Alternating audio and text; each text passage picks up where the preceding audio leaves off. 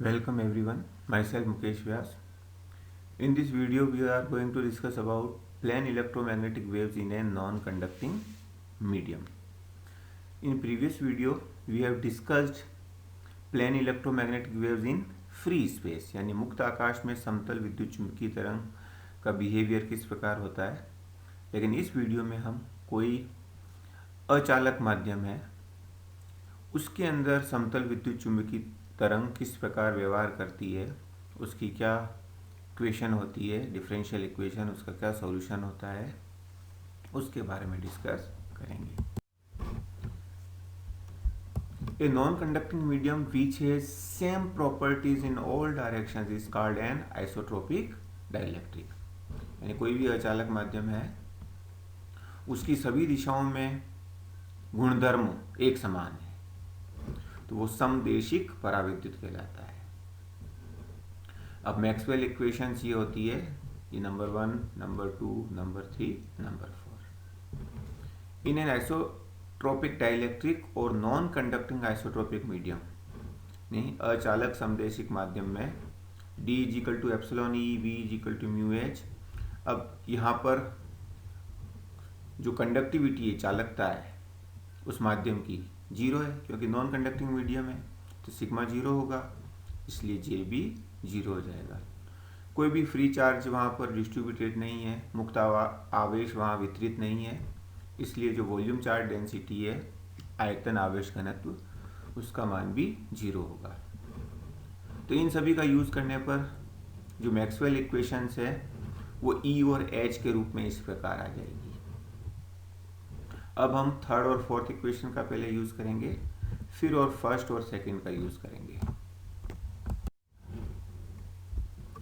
Taking curl of equation 2c यानी जो third Maxwell equation है, दोनों और कर्ल ले लेंगे हम तो ये आ जाएगा। अब फोर्थ इक्वेशन से डेल क्रॉस एच का मान इसमें रख देंगे, फिर del cross E vector identity का उपयोग करेंगे, del dot E minus del square E, ये वैसा का वैसा। अब फर्स्ट इक्वेशन से फर्स्ट जो मैक्सवेल इक्वेशन है डेल डॉट ई जीरो है तो वो जीरो कर दिया तो ये दोनों टर्म आ गई। अब इसको लेफ्ट हैंड साइड में लेके आ गए तो ये इक्वेशन, तो ये ई के लिए डिफरेंशियल इक्वेशन हो जाएगी। Now taking curl of equation 2d यानी फोर्थ मैक्सवेल इक्वेशन में दोनों और कर्ल ले लें। अब राइट हैंड साइड में डेल क्रॉस ई का मान रखेंगे थर्ड मैक्सवेल इक्वेशन से। अब इसमें वापस वेक्टर आइडेंटिटी लगा देते हैं तो del dot H minus del square H, ये एज इट इज रह जाएगा। अब सेकंड मैक्सवेल इक्वेशन से डेल डॉट एच जीरो होता है तो जीरो रख देंगे तो ये आ जाएगी, इसको लेफ्ट हैंड साइड में ले आएंगे तो ये एच के लिए इक्वेशन आ जाएगी। इक्वेशन 3 और 4 यानी एक ई के लिए इक्वेशन थी और एक एच के लिए, रिप्रेजेंट वेव इक्वेशंस, जो ये तरंग समीकरणों को निरूपित करती है। किसको गवर्न कर रही है, ये किसको परिचालित कर रही है? Governing electromagnetic fields E and H in non conducting isotropic medium, यानी एक अचालक समदेशिक माध्यम में विद्युत चुंबकीय क्षेत्र ई तथा एच को परिचालित या गवर्न करने वाली तरंग समीकरण है 3 और 4। अब इनका सॉल्यूशन क्या होता है उसके बारे में डिस्कस करेंगे, और ई और एच की बजाय हम उनके कंपोनेंट लें तो भी ये इक्वेशन लागू होती है। इक्वेशन 3 और 4 are vector equations of identical form, यानी ये सदिश समीकरणें हैं जिनका स्वरूप एक जैसा है। Which means each of the 6 components of E and H, यानी ई और एच के जो 6 घटक हैं उसमें से प्रत्येक घटक separately satisfy the same scalar equation of the form, समान एक ही अदिश समीकरण जो नीचे दी गई है उसको संतुष्ट करता है। यानी ई के तीनों घटक E X, E Y, E Z, और एच के तीनों घटक H X, H Y, H Z, कोई सा भी एक घटक यू की जगह लिया जा सकता है तो वो इसको सेटिस्फाई करेगा। Wear you is a scalar, यहाँ एक अदिश है, and stand for one of the components of E and H, यानी ई और एच के जो 6 कंपोनेंट है, 6 घटक है, उसमें से किसी एक घटक को निरूपित करता है। It is obvious that equation 5 resembles with the general wave equation, ये स्पष्ट है कि जो समीकरण 5 है जो व्यापक तरंग समीकरण होती है उसके अनुरूप है। इसको अगर अपन लेफ्ट हैंड साइड में ले आए और इक्वल टू 0 कर दें तो दोनों इक्वेशन एक जैसी दिखाई देती है। केवल अंतर ये है कि यहाँ म्यू एप्सिलॉन है और यह 1/v² आ रहा है, where v is the speed of wave, तरंग की चाल है नॉन कंडक्टिंग मीडियम के अंदर। कंपेयरिंग 5 and 6, 5 और 6 की तुलना करें, we see that the field vectors E and H are propagated in isotropic dielectric at waves at a speed equal to v equal to this। यानी 5 और 6 की तुलना करें तो जो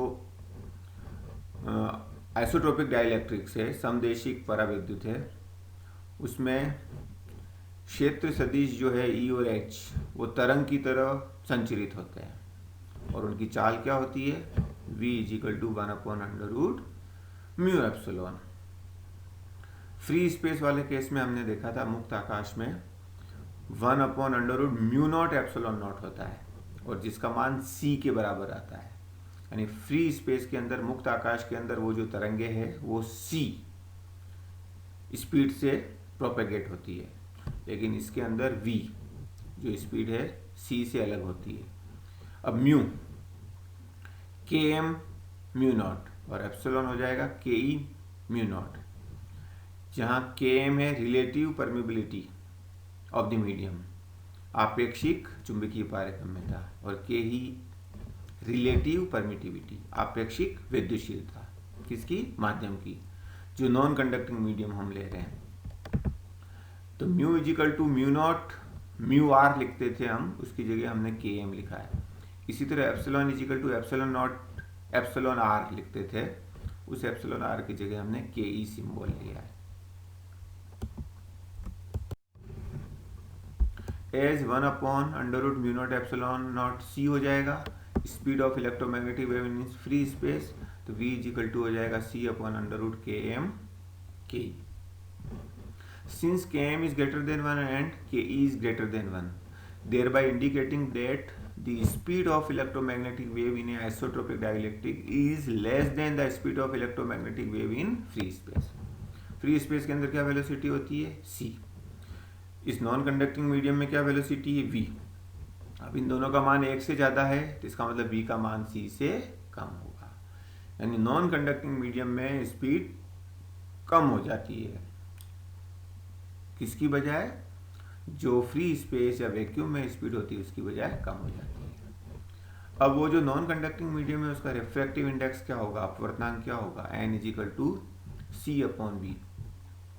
यानी जो वेव है, तरंग है, वो पहले फ्री स्पेस में गमन कर रही है, उसके बाद नॉन कंडक्टिंग मीडियम में प्रवेश करती है।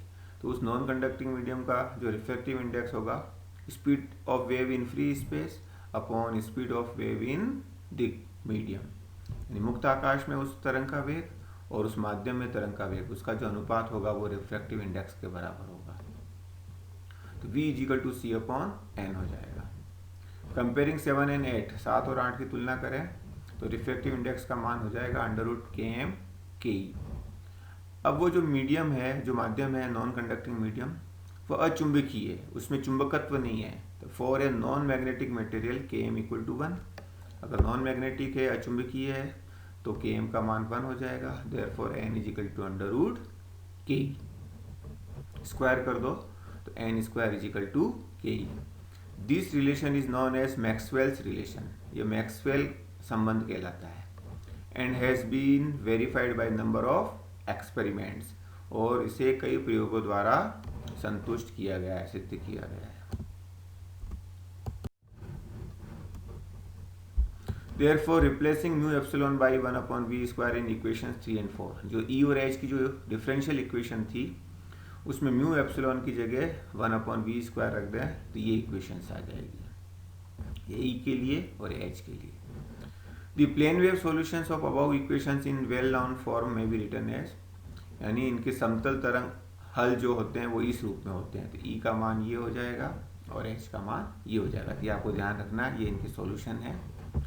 Where E0 and H0 are complex amplitudes, जहाँ E0 और H0 क्या है, सम्मिश्र आयाम है, which are constant in space and time, जो स्थिति तथा समय में नियत है, यानी स्थिति में परिवर्तन करने से उनका मान अपरिवर्तित रहता है और समय के साथ भी अपरिवर्तित रहता है।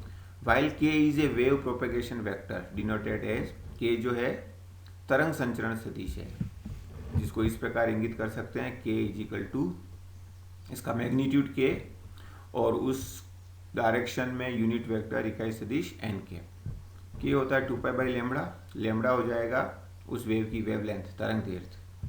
अब उसकी फ्रीक्वेंसी से ऊपर नीचे मल्टीप्लाई कर दें तरंग की f और नीचे भी मल्टीप्लाई कर दें f, तो lambda into F wavelength into frequency होता है velocity v।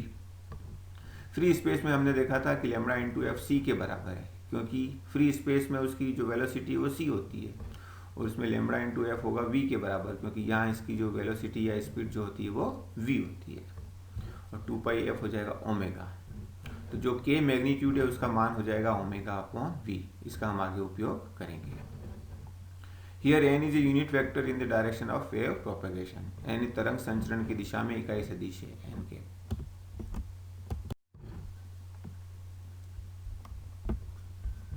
Now, in order to apply the conditions del dot E equal to 0 and del dot H equal to 0, जैसा कि हमने देखा था कि थर्ड इक्वेशन का हमने यूज़ किया था, थर्ड मैक्सवेल इक्वेशन का, और फोर्थ मैक्सवेल इक्वेशन का भी यूज़ किया था, लेकिन फर्स्ट और सेकंड का यूज़ नहीं किया था। तो हम फर्स्ट और सेकंड मैक्सवेल इक्वेशन का यूज़ करते हैं और उससे कुछ कंक्लूजन्स या निष्कर्ष निकालेंगे।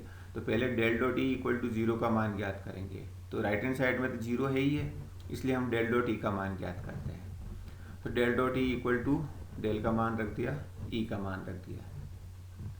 ई नॉट वेक्टर क्वांटिटी है, जिसके 3 कंपोनेंट होंगे, E naught X, E naught Y, E naught Z. इसी तरह के भी एक वेक्टर क्वांटिटी है, इसके भी 3 घटक होंगे। आर भी वेक्टर क्वांटिटी है, इसके भी 3 घटक होंगे। तो के एक्स, के वाई, के जेड है, आर के एक्स वाई जेड। तो के डॉट आर हमने लिया, वो हो जाएगा के एक्स एक्स, के वाई वाई, के जेड जेड। ये यहाँ मान रख दिया।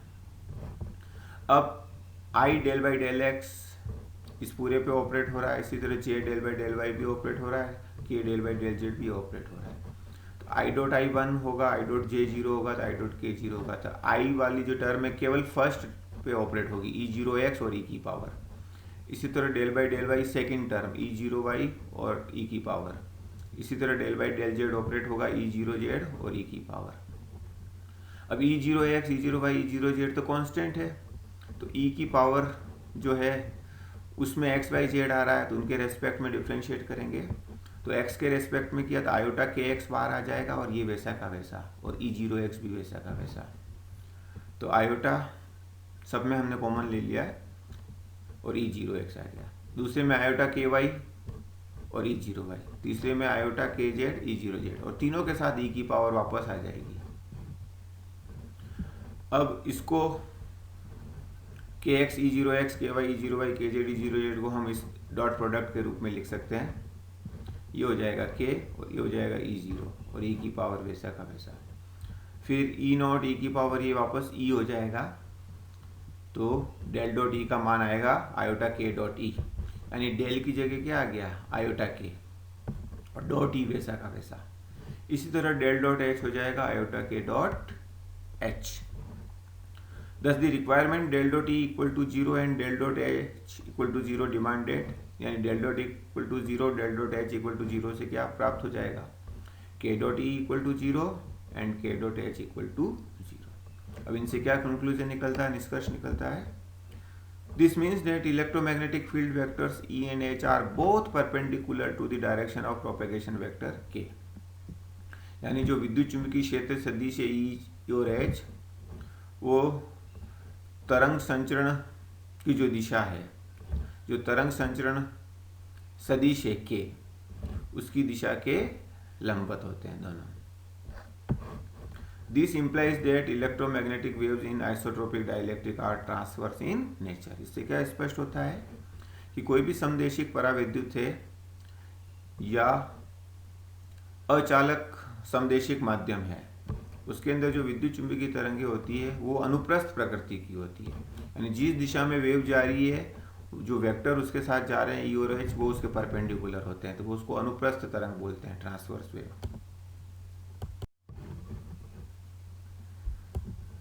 Again from equation 2 C V है। अब थर्ड मैक्सवेल इक्वेशन से लें, del cross H is equal to minus mu delta H upon delta T. तो डेल क्रॉस ई का मान क्या होगा और delta H upon delta T का मान क्या होगा, वो दोनों निकाल के यहाँ रख देंगे। तो पहले left hand side del cross E को ऐसे लिख सकते हैं, डेल में आई जे के होता है और delta by delta x, delta by delta y, delta by del z. और ई के अंदर तीन कंपोनेंट ये हो गए, x component, y component, z component. तो ये आपको ध्यान रखना है, ऐसे लिख सकते हैं इसको। तो इसको जब ऑपरेट कराएंगे del by del x, del by del y से, डेल बाई डेल जेड से, तो आयोटा के एक्स आएगा, आयोटा के वाई आएगा, आयोटा के जेड, आयोटा बाहर आ जाएगा। तो डेल्टा बाई डेल्टा एक्स की जगह के एक्स, के वाई, के जेड आ गए, तो डेल की जगह यहाँ क्या आ जाएगा, के आ जाएगा। तो आयोटा के क्रॉस ई। इसी तरह राइट हैंड साइड में minus mu delta H upon delta T, H का मान रखा, टी के रेस्पेक्ट में पार्शियल डेरिवेटिव करना है। तो टी वाली टर्म ये रही, तो टी के साथ है माइनस आयोटा ओमेगा, तो वो बाहर आ जाएगा, माइनस माइनस प्लस, और वापस वैसा का वैसा आ जाएगा और उसे एच रख देंगे। Therefore we may write iota k cross E LHS से और आरएचएस से आयोटा म्यू ओमेगा एच। तो k cross E is equal to ये हो जाएगा। Similarly from Maxwell fourth equation, ये फोर्थ इक्वेशन है, उसमें आप डेल क्रॉस एच का मान निकालो, जैसे अभी निकाला था डेल क्रॉस ई का, और delta E upon delta T का मान निकालो और दोनों मान रख दो, तो ये इक्वेशन आ जाएगी। अब दोनों इक्वेशन से क्या पता चल रहा है, from equation 16 it is obvious that field vector H is perpendicular to both k and E, यानी एच जो है के और ई दोनों के परपेंडिकुलर है। And according to equation 7 E is perpendicular to both k and H, यानी ई के और एच दोनों के लंबवत है। This simply means that field vectors E and H are mutually perpendicular and also they are perpendicular to the direction of propagation of wave। यानी दोनों को मिला दें तो जो फील्ड वेक्टर्स है क्षेत्र सदिश E और H परस्पर लंबवत है, तथा साथ ही जो तरंग संचरण सदिश है K उसके भी लंबवत है। This all in turn implies date, कुल मिला के यह स्पष्ट होता है कि इन ए प्लेन इलेक्ट्रोमैग्नेटिक वेव, एक समतल विद्युत चुंबकीय तरंग में, वेक्टर्स ई एच के form A set of orthogonal vectors, यानी जो सदिश है ई एच और के, वह लंबकोणीय सदिशों का एक समूह बनाते हैं, समुच्चय बनाते हैं। Which form A right handed coordinate system in the given order, जो दिए गए क्रम में एक दक्षिणावर्ती निर्देशांक तंत्र बनाते हैं।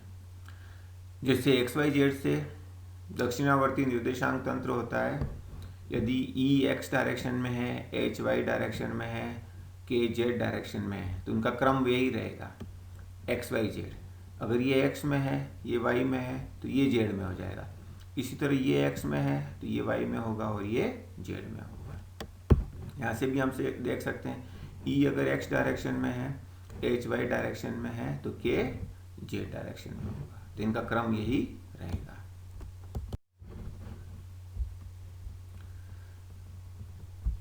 फ्रॉम इक्वेशन 16 अब समीकरण 16 से लें H is equal to this, k का मान हम रख दें के एन के, तो के बाहर आ जाएगा, और के का मान रख दें यहाँ ओमेगा अपॉन वी, तो ओमेगा से ओमेगा कैंसिल, तो ये हो जाएगा 1 अपॉन म्यू वी, और ये एन क्रॉस ई। दोनों तरफ मैग्नीट्यूड ले लें, तो एच का मैग्नीट्यूड एच और एन क्रॉस ई का मैग्नीट्यूड लिया, तो एन का मैग्नीट्यूड 1 हो जाएगा, ई का मैग्नीट्यूड ई हो जाएगा साइन 90 यानी 1, तो ई आ जाएगा। अब इसको लिखें Z is equal to E upon H mu v, v का मान रख दिया 1 upon under root mu epsilon, तो ये हो जाएगा under root mu upon epsilon. Because the unit of E by H is same as that of impedance, यानी E by H की इकाई वही है जो ये प्रतिबाधा की होती है। The value of Z is often referred to as the wave impedance of isotropic dielectric medium, यानी ये जो E अपॉन एच है जिसको हमने Z कहा है, इसको हम क्या कहते हैं, तरंग प्रतिबाधा। किसकी, समदेशिक पराविद्युत माध्यम की तरंग प्रतिबाधा कहते हैं। अब म्यू का मान के एम म्यू नॉट, एप्सिलॉन का मान के ई एप्सिलॉन नॉट, तो ये आ जाएगा। और under root mu naught upon epsilon naught का पहले हम वीडियो में देख चुके हैं, ये होता है जेड नॉट, यानी wave impedance of free space, तो जेड इज इक्वल टू ये आ जाएगा। तो दोनों के बीच संबंध आ जाएगा, दोनों के जो वेव इम्पीडेंस है फ्री स्पेस और नॉन कंडक्टिंग आइसोट्रोपिक मीडियम उसके बीच रिलेशन आ जाएगा। फर्दर आगे, since the ratio E/H is real and positive, ये जो अनुपात है वो वास्तविक और धनात्मक है, तो इससे क्या स्पष्ट होता है, this implies that field vectors E and H are in the same phase, यानी E और H जो है समान कला में होते हैं। That is they have the same relative magnitude at all points at all time, यानी हर वक्त हर जगह उनका जो आपेक्षिक परिमाण होता है वो समान होता है।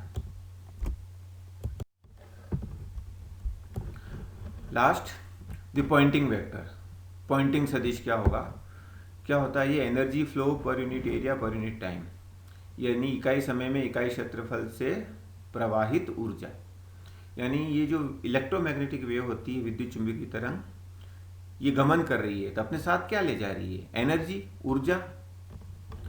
तो किसी भी जगह से किसी भी स्थान से या किसी भी समय ये ऊर्जा उस विद्युत चुंबकीय तरंग के साथ जा रही है, तो कितनी ऊर्जा वहाँ क्रॉस कर रही है किसी जगह को, यानी वहाँ जो इकाई क्षेत्रफल ले लें अपन यूनिट एरिया, उसमें से इकाई समय में कितनी ऊर्जा जा रही है कि उस तरंग के साथ, तो उसे हम क्या कहेंगे, पॉइंटिंग वेक्टर, पॉइंटिंग सदिश। तो ये मान होता है S, इसे S से लिखते हैं, S = E×H। H का मान हम रख देंगे N×E/μv, अभी अपने निकाला था, तो E×N×E, 3 वेक्टर है, A×B×C, तो वेक्टर आइडेंटिटी लगाएंगे E.En - E.Ne। अब E और N परपेंडिकुलर डायरेक्शन में, तो E का मैग्नीट्यूड, N का मैग्नीट्यूड cos 90 0 हो जाएगा, तो E.N 0 हो जाएगा, और E.E स्क्वायर हो जाएगा। और μv का मान अभी हमने देखा था कि वो जो नॉन कंडक्टिंग आइसोट्रोपिक मीडियम है उसकी तरंग प्रतिबाधा, वेव इम्पीडेंस, तो उसको Z से लिख दिया, तो S का मान ये हो जाएगा। अब इसकी डायरेक्शन क्या होगी, इसकी डायरेक्शन वही है जो n कैप, और n कैप यानी तरंग जिस दिशा में गतिमान हो रही है, वेव का मोशन जिस डायरेक्शन में हो रहा है, एनर्जी भी उसी डायरेक्शन में जाएगी, क्योंकि एनर्जी वेव के साथ ही है, तो दोनों एक ही डायरेक्शन में होंगे। Thank you.